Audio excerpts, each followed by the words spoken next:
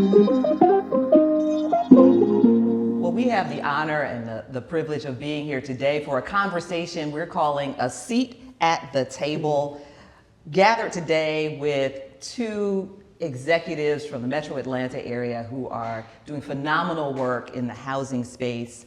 Let me introduce to you Rosalyn Merrick, who is the CEO of Atlanta Habitat, and Terri Lee, CEO of Atlanta Housing.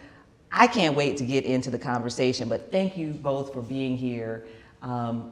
Everybody is talking about affordable housing, and that's where I want to begin, really to establish a context for our conversation. We'll get into a lot of topics, but everybody in Atlanta, in Georgia, nationwide, talking about affordable housing.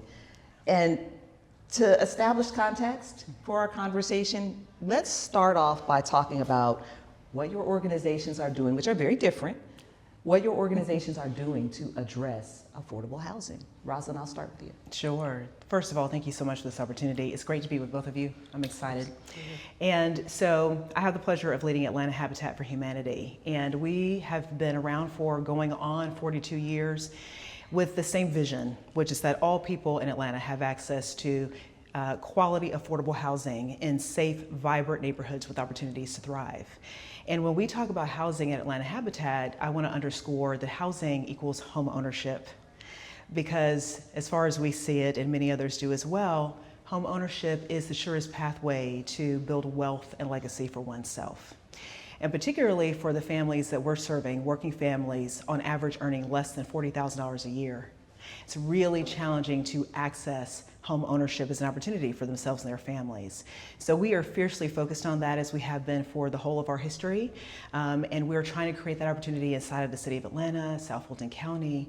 And we don't do that work alone. We do it in partnership with entities like Atlanta Housing, but certainly our city partners, our county partners, but everyday citizens who come out to volunteer alongside neighbors to help make something really special happen together. So lastly, I would say one of our core competencies at Atlanta Habitat is really community engagement. How do we build bridges between people, close gaps? Because at the end of the day, what we also believe is when one of us thrives, all of us thrive. So however we can help really realize that, not just as a vision, but a reality for our community is really important. Yeah, well, thank you for sharing that. Terri, what you all do at Atlanta Housing is different. But how are you all addressing affordable housing? Absolutely, it's different but the same. But first and foremost, Crystal, it's such a pleasure to be here today with both of you as well as Rosalyn. And a little known fact, my first job out of graduate school was with the Habitat for Humanity. Really? In Jackson, Mississippi. Yeah, I served as a program coordinator, helping our families really select the places they wanted to live, but more importantly, understand the opportunity was being granted to them. And so I say that to say that besides Atlanta Housing, affordable housing is my life. And it's my life mission. And I'm privileged with the honor to serve as the 20th president of Atlanta Housing Authority. And when you think about Atlanta Housing, what you really have to look at is that we solely exist to make sure that we provide stable housing for families of low and moderate incomes. 60% of our families make $17,000 a year. 60%? 60%. And so, but for the housing assistance that Atlanta Housing is able to provide, many of our families would not be able to have a level of stability. On an annual basis, we touch about 43,000 families, 43,000 individuals, and we do that through a variety of ways. We provide direct rental assistance to families to be able to choose where they want to live in the city of Atlanta. We also incentivize the private sector, to assist us in providing affordable housing resources. We represent a great number of multifamily projects here within the city of Atlanta. And additionally, we partner with entities such as Habitat for Humanity to really provide the dream of homeownership to families. We understand that the foundation of generational wealth, especially for people of color, is really homeownership. And so we have an opportunity to do that. And what I'm really excited about, and these past 2 weeks have just been the testament of this, we're taking former public housing sites and we're making available affordable housing to families here within the city. Last week we did a groundbreaking on a 74-acre site along the west side of Atlanta, which will produce about 2,000 homes, of which 40% will be affordable. Today, we just continued the realization again, on the west side, the old West Highlands, which is the old Perry homes, of homeownership, doing a groundbreaking for 91 homes. While we was there, the developer surprised us with a gift. We thought it was 65 homes. He was able to increase it by using smart design to 91 homes, of which 38% will be affordable. So what we do at Atlanta Housing is make sure that we use housing as the catalyst to ensure that families are lifted to a different level of self-sufficiency. Can I ask, as you all described the phenomenal work that you're doing, it's impactful. I think about the number of people that are impacted by both of your organizations. Can you briefly just talk about the elephant in the room, the changing administration, the uncertainty that we're living in? How is that affecting your organizations? Yeah, I mean, so Atlanta Housing is 98% federally funded. And so clearly any changes at the federal level will impact the work we do. But what we're really hyper-focused on is understanding how we're investing the dollars we have today. Right now, for every dollar that we invest in affordable housing, we're able to leverage it with $12 from the public and private sector. Wow. Right now, today, Atlanta Housing has over 190 acres under some level of master development agreement to ensure that we're moving forward with providing affordable housing. Right now, today, we're providing assistance where we're enabling the private sector, over 2,200 entities in the private and nonprofit sector, to assist us with providing affordable housing. And so as we think about the uncertainties at the federal level, what we're really trying to do is show what our impact is, and how our impact is not just on people, but it's on the overall economy. To make sure that legislators, policymakers understand how we're using housing as the catalyst to lift, quite honestly, the economic foundation of cities. Yeah, I echo that for sure in terms of the lift that homeownership provides to families. So let me back up and talk a little bit about, again, Atlanta Habitat's program is focused on helping working families access this opportunity to home ownership, and there's a lot of work that goes into that. A lot of folks don't realize that we're providing education, right, to excuse me, help families better understand finances, what it means to maintain a budget with savings, breathing room that allows them to prepare for home ownership, where really everything that happens around and inside the home is up to them now, unlike being a renter where you may have support built into that living situation with you. And so thankfully at Atlanta Habitat, for most of our history, the greatest portion of our revenue has come philanthropically to the community, but to some degree, some measure, we also have received federal funding, but through partners like Atlanta Housing. And for us, that looks primarily like down payment assistance. It also looks like sometimes support for us to go and acquire additional land, develop that land for housing that we want to create in serving the families in our first-time home purchase program. So to a lesser degree right now, we are not immediately affected from a revenue standpoint, but we could be down the line as additional changes come.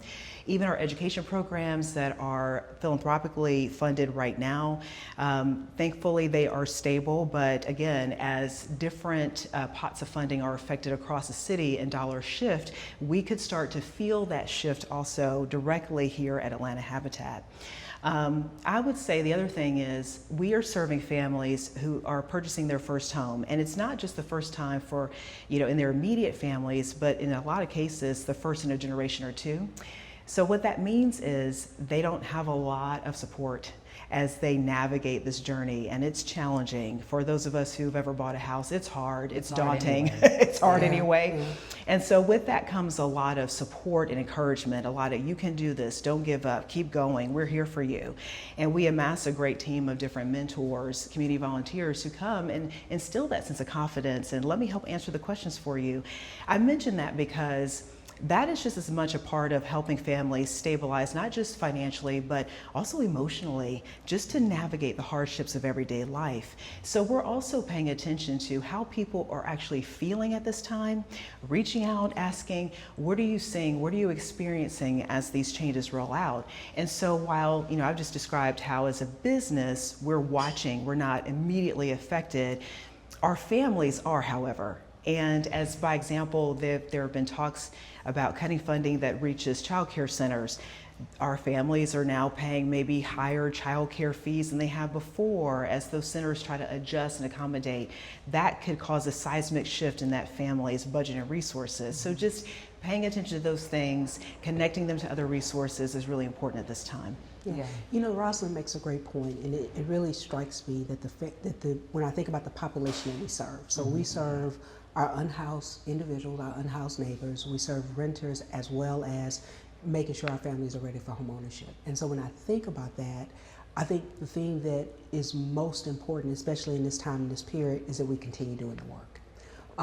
With the resources that we have to make sure that we use them as responsibly as we possibly can in order to ensure that people are feeling the most impact and level of stability. Also, what strikes me is that our whole goal at Atlanta Housing is to take our families and our individuals, residents, whomever we serve, and really lift them to a different level of economic mobility. And so that means we want to create a system where we're graduating our families from public assistance so that they can have a level of economic reliance where they don't necessarily have to rely on public assistance, but they still have a place and are able to live here within the city. And so that means that, you know, it's so much more than just housing, right? It's looking at workforce development, educational attainment, and ensuring that we're equipping people for a life of success. So some folks can, as I hear you describing the work, some people can say, well, yeah, that's just like running any organization, but it's not. Yeah. And I want to ask you personally, what keeps you motivated and drives you in this effort? I could answer, I could guess, but I want to hear from you all. My faith. Literally, this is the work that I've been blessed with the opportunity to lead is my calling, it's my ministry. And I understand, just from the foundation of who I am as a person, I understand what it means when you give a child a chance. And when you give a child a chance, when you place them in an environment where you set them up for success, I know what happens. Matter of fact, that's me, my brother, and my sister. We are a testament to that. And so every day, because it gets hard, this has been a hard week, but every day what keeps me going is the fact that I know that I have been called to do this work, and I also understand that this work is bigger than me, and that if I fail to show up, you know, if I fail to show up, Crystal, I am literally impeding the opportunity for somebody to have stable housing, and so that's what keeps me going. Is that heavy though? Is that a heavy lift? Of course it's heavy. Yeah. But I lean back on my faith. Yeah. You know what I mean? Nehemiah, I love the book of Nehemiah because it talks about community development. And so when you go to chapter 6. Only you would see it that way. I never thought about it as community development. It's community development. I'm going to read it differently next time. It's community development because he literally asked for permission to rebuild the wall. He right? did. And so when you think about chapter 6, Nehemiah, he's building the wall. They're pretty much completed. But then he had naysayers trying to get him to come down. And what Nehemiah said is, I have to be focused on the work that I've been called to do. And as the naysayers were trying to get him to come down, they used every tactic. They basically said that he was trying to usurp the king, that he was defrauding the community, every tactic. And what Nehemiah said was, Lord, strengthen my hands. And so that's what I say, Lord, strengthen my hands. And if I keep focused on that, then it helps me. Being a woman leader is hard. Being a black woman leader is extremely difficult. Yes. But Lord, strengthen my hands. I love that. Strengthen my hands. You got to go after Wow, that. I am so sad for myself that I do. I'm sitting here and I'm listening and I have to remember I'm also talking in this conversation. I could listen to you all day, Terri. I know. Thank you. And in fact, I mean, something that I shared with Terri as we were preparing to sit here in this conversation was every time I hear you speak, I hear my own voice in yours. I hear yours in mine. And it's part of why this conversation, this moment to connect was so important to me personally. I've had the privilege of growing up here as, you know, personally, professionally in Atlanta. I'm a native daughter, and I've had incredible women to look up to who've led in really courageous, big ways in this city, and you are one of them. Wow. So I sit here in awe of you, as I do every day, and learn from you with every word that you utter about why you do this work and how you got here. And you have helped me focus on my own testimony, my own story of how I got here. And the reason why that's really important is this. I mean, I've been a nonprofit my entire career, and primarily as a fundraiser. And what most folks don't understand is when you have the key responsibility of bringing resources to a mission, you are lifting up that mission. You learn how to tell the story better than anyone else. You lift up the CEO and all other executives that lead that work. So you become really effective at telling other people's stories, especially the people that you serve, right? And you do that with care in a way that's dignifying, in a way that's in earnest and is authentic. But sometimes in doing that work really well, you forget to tell your own. That's right. Terri, That's right. you give me permission to tell my own story. And to remember that as I sit now in the top seat of this very important mission, like your own, my story affects my work and how I approach it and how people see the work as much as anything else. So just thank you for that. I learn from you every day. And as I think about why this work matters to me, most of my life, my mother was a single mom. And she worked really hard to give us the best that she could. And by us, I really mean me. I have two sisters that are 15 and 17 years my seniors. So I grew up almost like an only child, or kind of with three moms, depending on what day it was. And my mother went through a lot. You know, she divorced my father when I was 8. And so I saw her carry a lot on her shoulders, and I grew up fast because I didn't want to be a burden. But a testament to my mother is that she would sit down and always pour into me, you are strong, you are powerful, don't forget that. The sky isn't even the limit for you. Keep going, keep pushing. You have a voice, you have God-given talent. Go put it to good use in the world. And I hearken that every single day. It's why I chose to devote my life and career to nonprofit missions, but Atlanta Habitat is by far and away my favorite. The work is so deeply personal to me as I look into the eyes of many, not all, but many of the people we serve look just like me. That's right. They remind me of my own mother. I see them fighting to lead in really compelling ways at work, to lead their households and just make a quality life for themselves and their kids. And I think, oh my God, if I can get up one more day, push a little harder, work a little smarter, have more courage today to do the thing that is so challenging to do. I don't do it for me. I do it for them. I do it for the bigger mission. And in this moment where it feels like the world is far crazier than it's ever been, I think about the hope, the resilience that our work is instilling in people, not just the ones we serve, but who show up to help us serve them. And how, my God, we need that so much right now. So like you, Terri, I lean a lot on my faith. I lean ever more on my own lived experience and how that helps inform the way I approach this work and to really be myself as I lead this work. Yeah.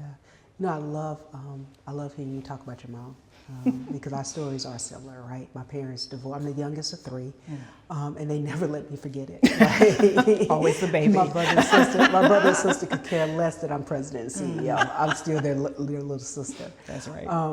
But my mother and father divorced when I was 3 years old, and my father has always had, he went to glory in 2018, a strong presence in my life, always. But it was seeing my mom really work and quite honestly struggle to make sure that she had a stable foundation for me, my brother, and my sister, made the difference. And a lot of this work for me is I've always wanted to make my mom proud. I've always wanted to make my mama proud. And when I see so many of the families that we touch, so many of the people we touch, so many of the women that we touch, I think about my mom. Yeah. And I think about how would I want somebody to treat my mama? That's right. You know what I mean? Yeah. How would I want someone to make sure that my mama can provide or the way she provided for the 3 of us? And so I get it. I get it 100%. Yeah. 100%. And funny story, my mom, she turned 80 last year, and so she was 79 at the time of my confirmation as president and CEO. And she doesn't get around as well as she used to, although she thinks she does. And so when it was announced and she knew the date of the board meeting, her and my aunt, her sister, were trying to figure out how to get to Atlanta. And I had no idea this was happening, but they were calling, trying to make sure they could get plane tickets to come. And my brother had to step in and say, what are you all going to do when you get to the airport? Neither one of you are that mobile, right? so be there with Terri in spirit, and let's make sure that we'll make sure you guys can watch it. But this Terri trying to get you guys from the airport is going to be, first of all, y'all get to the airport. Oh my gosh. And then her trying to get you all from the airport is going to be just a mess within itself. But for what it did for me, though, was it made me realize that what I always wanted to do as a child was make my mama proud, is that I had made my mama proud. Yes. I had made you my mama have. proud. And, you know, so much of who I am is because of what my mama poured into me. It really is. I'm from Grambling, Louisiana. My mama was originally from Grambling. Oh, wow. Is originally from Grambling, Louisiana. And so much of who I am is literally because of the foundation that little small town of 5,000 people placed in me, and quite honestly, the opportunities that my mama allowed me to have.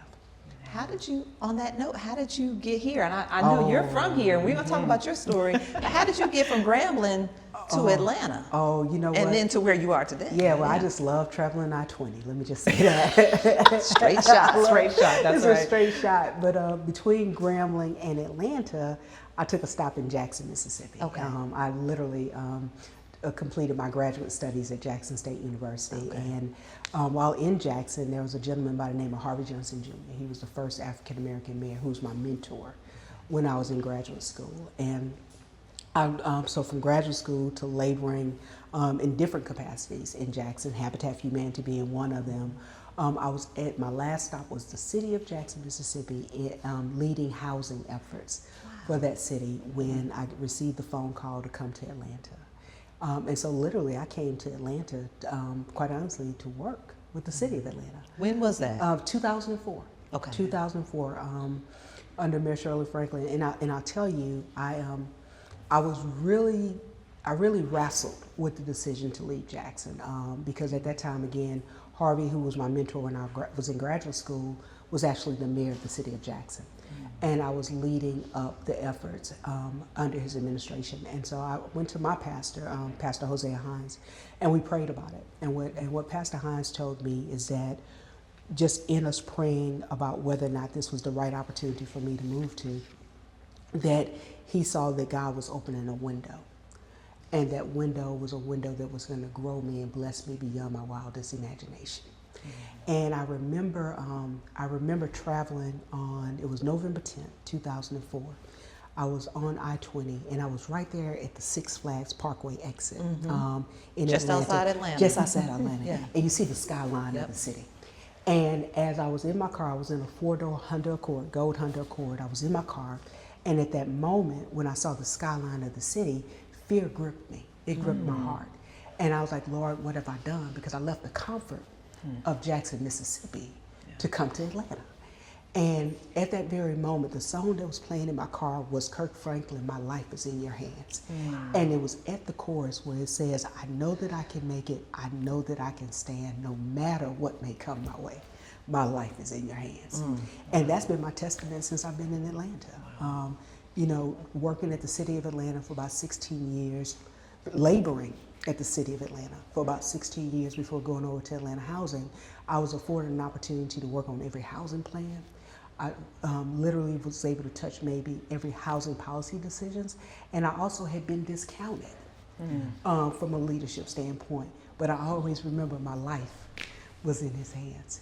And when I received the opportunity to go to Atlanta Housing, and quite honestly, I didn't seek it out. My predecessor actually called me and asked me if I ever thought about being the chief operating officer for Atlanta Housing. And I said, well, Gene, I thought about being the chief executive officer of Atlanta Housing. Truth be told. Truth be told. And we had a conversation about it, and he said to me, he said, Terri, come to Atlanta Housing and you'll be able to be a CEO anywhere in the country.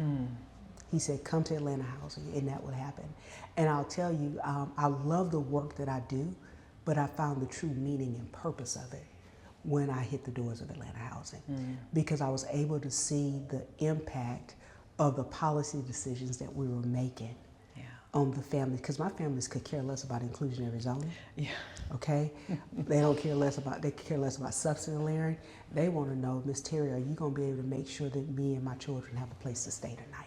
That's right. And that's real, right? And it brings me full circle to my purpose, you know, because I'm sure there were many nights that my mom was trying to figure out, you know, when she didn't have money to buy dinner and we were eating breakfast for dinner, thinking that it was a treat, but that's all she had, right? It brings me back to that true focus of her. Can I provide a stable living for my children? So, that's it.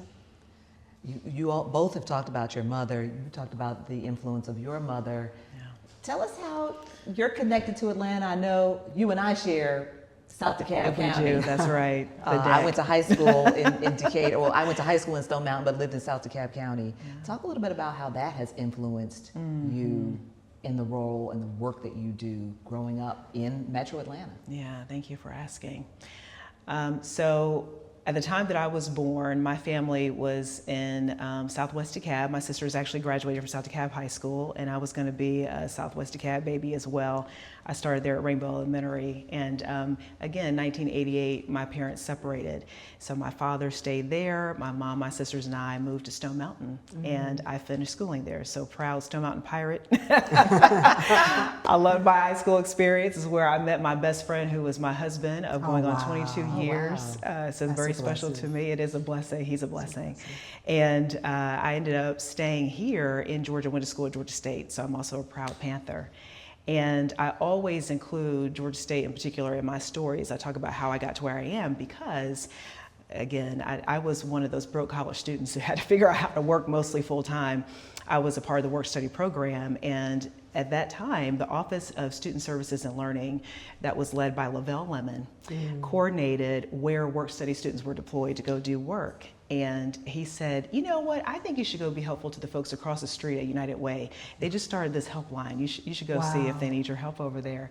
And so really my first stint as a work study student was on the 211 helpline. I was a call center agent. And I learned so much about our city as I sat there receiving calls for help from people of all walks of life, all socioeconomic backgrounds across the 11-12 county Metro Atlanta region. Sometimes they were reaching out because they had a teenage daughter or son who was in trouble with substance abuse and just needed to find help. Sometimes it was folks calling for a payphone because they needed shelter or they needed utility assistance, and seniors calling for food. It opened up my eyes to just the breadth and depth of need here in the city.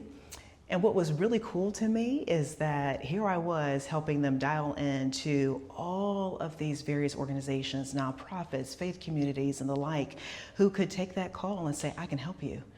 And it just opened up my eyes to this whole universe here in our city of people being connected to resources for quality of life, just to meet their basic needs and more. Right? And it did something to me. I became so curious. Every time I had a minute between calls, I just researched all these different organizations.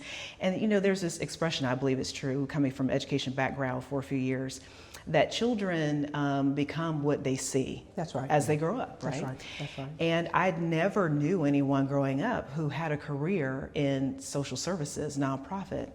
So this rocked my world, and I thought, ooh, how can I make space for this and explore? Well, little did I know, when I graduated with this journalism degree in 2002, Go journalism. Go journalism. No one would hire me because I didn't have portfolio experience, right? And my mother raised me. She said, look, you don't burn any bridges. You be mindful how you treat people. You keep every bridge intact because you never know when you're going to need somebody again. That's right. And you should go back to those good folks at United Way and see if you can be helpful, right? That was kind of the theme of my life. Go be helpful. Go find some good work to do. And so I did, and they had me back. And I came back and eventually made my way into the workplace campaign. That's where I cut my teeth as a fundraiser. But United Way at that time, and to a great degree still this is true, sat at the center of the community, connecting all people and all things around these ideas of how do we improve the human condition here for people in Atlanta? How do we make our community members healthier, wealthier, wise? And we can solve those problems together. Homelessness then was a huge issue in bringing together the Homelessness Commission. So I share all that to say, I would not be sitting in this seat today had it not been for people who looked out for me and deployed me as a resource, even as a college student, to an organization that could plug me in and be helpful somewhere. So I'm so grateful that through all of the ebbs and flows in my career, which took me to private school education, then to advocating for our state's only philanthropic tax credit, supporting school choice and rural health care. Ultimately, that got me to Habitat. Yeah. I was seeking leadership after having sat in the CDO, Chief Development Officer seat for so long, and being in proximity to the CEO and the COO, I thought, I want to get there too. I want to champion my own ideas and vision for how to improve this human condition through certain missions in the city. And as I was seeking that opportunity, Atlanta Habitat started knocking at my door. And it's so funny because my first role here was as Chief Development Officer. And I'm laughing because God has this really great sense of humor with me. I think I'm in charge and that he needs my help. And the reality is that it's the other way around. The other way around. And what I pray for, he always provides. And it's never the way I ask for it, it's the way I need it. Yeah. And so I came into this great mission under the tutelage of Lisa Benjamin, who was our CEO at the time. And what a treat, what an honor to learn from such an exceptional Black female leader. She taught me so much. And it's because of many lessons I learned from Lisa, and watching her style of leadership, I sit stronger and with confidence here now in the CEO seat as her successor down the line. And so, yeah, and again, just hearkening my own personal experiences and how I can tell those stories to the women in front of me receiving our services is really special, and hopefully give someone else inspiration like I've had my whole journey. No, that's huge. And so you made a point to say that children become what they see. And so I remember growing up in Grambling, Louisiana. We were members at New Rocky Valley Baptist Church, and there was a lady named Miss Valina Lane. And every Wednesday and Sunday, Miss Lane would have a whole bunch of kids with her, right? I mean, just have a car full of children, and her husband, Mr. Jack, would have a car full of children. And I never understood why Miss Lane would have all these children with her. Later in life, I realized that she was the executive director of the Housing Authority. Oh, wow. For the city of Grambling. No way. And what always struck me about Mrs. Lane, and it's true today because she's still with us today, what always struck me about her is how she always wanted to help somebody. And she made it her life mission to ensure that the children who lived in the housing projects in Grambling had a chance to see something different. And when I think about the work that I've been blessed to do today, I just want to make sure a child can see something different. I want to make sure, because it's so much more than housing. You talked about food insecurity, workforce opportunities. It's so much more than housing. Housing is the stabilizing force. It's the stabilizing foundation, but it's just the beginning. That's right. And when we stop just at housing, we actually fail the population that we serve. And it's our responsibility to understand, let's give them that stability, but then let's make sure that we give them an opportunity to be self-sustaining. Yeah. Couldn't agree more. I love telling the story of Atlanta Habitat. It goes so far beyond the bill, to your very point. Housing is the root of it all, and it's really the first step. That's right. Once our families can achieve that dream, what other dream is possible for them? There are so many. Then we come around wrapping around with additional education and scholarships so they can further their education, further their careers. Many of them dream to start their own businesses. Through our Vision Goals Action Program, we provide the stepping stones and the resources to teach them how to do that and give them support. And without fail, every one of our homeowner families that aspires to start a business with that program, whatever service it is, goes right back to the community. They're tutoring children. They are teaching other women how to prioritize their health and be healthier in their diets and exercise, and on and on. It's amazing to me to see just this passion, desire to give it all back. They're not just wanting to win for themselves, they want to win for their neighbors. That's right. So you're so right about that. Thank you. So I have a couple more questions. I'm loving this conversation. I could just sit here and sit back and let you all talk, but I want to ask you, you both are about at the 1 year mark. You just, Terri, celebrated 1 year, and Rosalyn, you're coming up on 1 year. Yes. Separate questions, but each to you. Did you accomplish what you wanted to? What's been the biggest accomplishment? And what are you still like, I gotta keep moving on that? So I am probably my hardest critic. Because I never think I've done enough, because it's so much to be done. You've been busy the past year, but it's though, so much that needs to be done. Yeah. It's so much that needs to be done.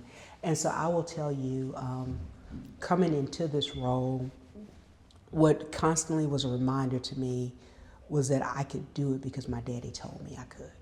When I was growing up, my daddy used to always tell me that I could do anything that I would set my mind to. So I knew I could do the role. But the question would be, what type of impact would we have? And so when I think about the achievements that we've made as an agency, I can't just name one accomplishment, because quite honestly, because of our team, I think we have many. Yeah. I'm really proud that we are building that agency that we need to have. We're building the team. We've done a lot with just the physical infrastructure of people, making sure that we have the right people in the right seats. I'm really proud that we have been very, very, very focused on how we unlock properties to create more affordable housing opportunities. I think in the last year we've created and preserved over 3,000 units of housing, and that's huge. We've when I ride anywhere in the city, I can see a shovel with Atlanta Housing's name on it.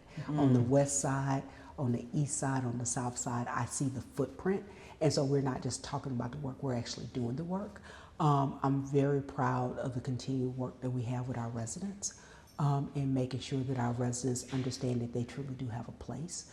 And if I go back to projects, I'm proud of the fact that not only in December we closed on 4 transactions. Bowen Homes, Herndon Homes, Inglewood, and Cosby Sphere. Literally, last year alone, we closed on a total of 12 transactions. That's how we get to those 3,000 units. Wow. And that's the most activity we've had as an agency in over a decade. I'm also proud of the fact that we have more to do and that we're equipped to do it. You know, we just this week we released, last year rather, we spent a lot of time making sure that everybody understood why we are doing this work. What are we working towards? This year we're hyper focused on making sure we all know who we want to be when we grow up, understanding that excellence is our floor. Oh, You know, but it's all about the urgency of now and how we can be hyper focused and intentional, making sure that we make Atlanta a better place for everyone to call home. Yeah, yeah. Yeah, that's awesome. Yeah.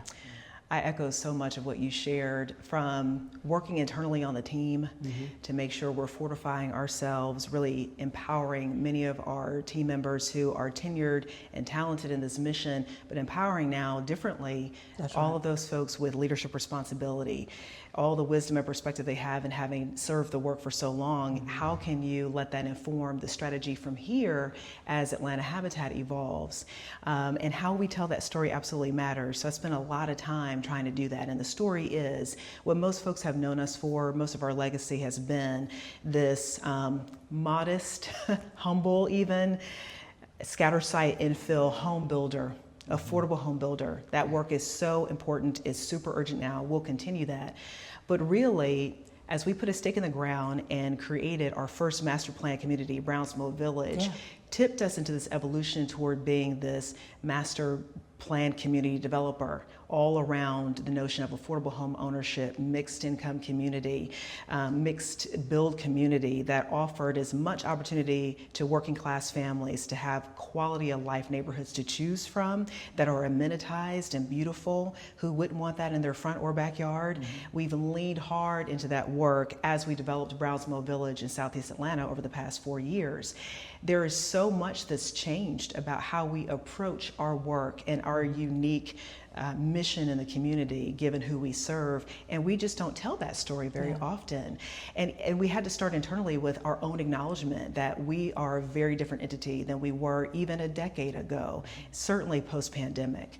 So that's certainly been a focus for the past year. Really finishing Brownsville Village is a feat in and of itself. We started building inside of there in 2021 with a promise to finish it by 2025, and we will do that. So by the end of this year, there will be 134 families who can call Brownsville Village home, 75 of whom we've placed there as first-time home buyers through Atlanta Habitat's program, and the other 59 through Cityscape, our third-party partner that's built homes market rate affordable and welcomed others into this community as well.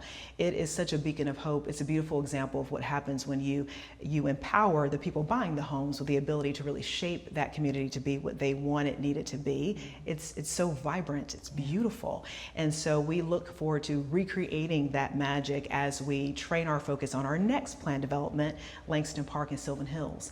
And this will be different. It'll be our first light touch density community, if you will, where we'll build 64 homes, and it'll be a mix of our single family detached as well as townhomes and duplexes.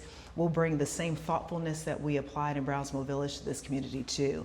And like Browns Mill, it will serve working families earning under $80,000 a year as their income. And that's tremendous. And we will not do that work alone.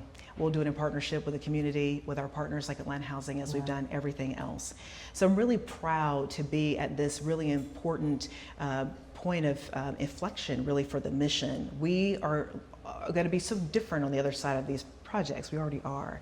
So to keep pushing, keep building the team internally that can carry forward this new and different work is absolutely my aim and focus, and tell that story in different and new ways. Yeah. You know, what strikes me is that we both served as chief operating officers. Yes. Prior to being elevated to chief executive officer. And I know it would be interesting to know your path. I know my path was really interesting because on day one, I had to remove myself from being that operational person. And really, which I do very well, right? I understand how to do operations very well, but I had to literally transition my mindset and my physical interaction to being the leader of the organization and setting forth a vision that I knew that we needed in order to go to the next level. And so there were some very hard decisions that I've had to make over the last year in making sure that the agency was equipped to do that. Some decisions I'm sure shocked a lot of folks, but others probably knew that it was the right thing to do to move the agency forward. I also had to reposition myself differently with our team. Because our team clearly knew me as the operational person. You know, Terry's gonna make sure we get it done, but I had to make sure that they saw me as the visionary and as the empathetic leader that was needed to definitely make sure we're gonna get it done. That's right. But understood what it actually took to make that happen. And so it'd be interesting to, how did you do your transition? Very similarly, and thank you for pointing that out, because you're so right. I had the privilege of sitting for 2 years as Chief Operating Officer before stepping to this position, and I'm so grateful for that time, Terri, because it helped me deeply understand the business, really how we make the sausage, so to speak, and all of the complexity in that, appreciating the complexity of our business. Very few people know this. Atlanta Habitat effectively operates 7 lines of business. We are the mortgage origination and service company. We're the construction company. We do site planning, design, development. And we also are the education services firm that provides all of that education and learning for our families. On top of that, we're the community engagement entity. And on top of all, we operate our own chain of discounted home good stores. That is the biggest portion of our sustainability initiative, but does fuel the mission with the proceeds that we earn through our Habitat restores. So having said all that, just to understand how all of those pieces fit into the bigger picture, understand how to drive for excellence, and help our team be okay with change. I think one of the hardest things that we've had to traverse, I've had to traverse as a leader of all, and you probably, this resonates with you too, is we are so locked into our traditions. Yes. Trusting, believing that the way we've always worked is not only the right way, the beloved way, it's the only way. And I deeply challenge that. I started to challenge that and reconstruct those notions as COO, and certainly sitting now in the CEO seat, really modeling that mindset that we have to rip apart the mental Velcro for what was versus what is. And just to acknowledge, we've already started that change and evolution, but we have to be able to zoom out of the weeds, and it's very easy to stay there when you're operating, right? Looking at day to day and what's tomorrow, but to look out at what's 5 years from now. How we design ourselves internally for the future state, not the current state, and to be able to speak to the reality of our marketplace now and how that's challenging the way we've worked, even the way we talk about the work. I think that was a really big transition for me in both roles, and I would say now pressing out, right? Leaving the business, at least the mechanics internally, really to the leaders that we've empowered, so I can be out alongside of our partners like you and telling that story, raising the resources, bringing the partners together, and that's a big shift for me. Yeah, it is. I know the first year, for me, my first year at Atlanta Housing, even as Chief Operating Officer, really gave me a better sense of who the agency was, but also who I felt the agency could be. You know, interesting enough, the story of Atlanta Housing, definitely over the last decade or so, has been one of instability from a leadership perspective. I'm literally the 6th CEO since 2013. The 6th CEO. The average tenure of every CEO prior to my predecessor was 24 months. Gene Jones was with the agency 36 months, but I served 24 of his 36 months as his chief operating officer. And so I bring forth a level of stability to the organization that it hadn't seen in quite some time. Yes. But also it gave me the ability to really set forth a vision even when I was COO, Yes. because I was able to lead the formulation of our strategic plan, which really focused us in on how should we be working and how we should position ourselves to be the lead housing agency in this city. And so so that foundation as COO was really pivotal for me, and it was pivotal for me from the standpoint of being able to hit the ground very, very quickly to move as fast as we needed to move. Same. I love that. I want to jump in here real quick because we've got to wrap up so we can get back to the work that you all do. But as we close up, as we wrap up, both of you have said housing is just the beginning. 30 seconds or less. I know. Where do you see the work that you do leading? What's your outlook, if you will, for affordable housing, for your organizations and the work that you do? So I'll start with, we just had our first paid in full celebration a few days ago, celebrating 127 more families since just 2020 who have paid their mortgages in full. Wow. The financial freedom they now experience in their lives, paying that mortgage back to themselves now, is powerful. That means those families can go to the marketplace and they can afford better healthcare insurance, they can make better decisions at the grocery store and actually invest in their futures, put that money towards retirement savings. To help people unlock that kind of stability for today and their future, for the next generation, we need to do that at a multiplying factor of many, many more families. And so my goal as CEO is to better position Atlanta Habitat to do that work at a faster, greater pace and more thoughtfully than we ever have. Yeah, and for me, it's similar, quite honestly. My goal is to make sure we use housing as the foundation to make sure our families see self-sufficiency, economic mobility, and a better way of life. People don't know us for this, but we have a rental assistance program, but our best program is our homeownership, because that's where we're able to take families and give them the opportunity to realize not just the dream of stability, but the dream of generational wealth. My goal is to graduate our families from rental assistance to make sure our children have an opportunity to thrive, not just in a stable home environment, but to see their parents elevate to homeownership. Wow. Well, the work that you both do in your organizations, leading your organizations, is so impactful to Atlanta and as a beacon to other organizations around the country. So thank you both for the work that you all do. And thank you for taking the time to join us at a seat at the table and talk about your journey and the work that you all are doing. Thank you so much. Thank you, Crystal. Thank you, Terri. Thank you, Rosalyn.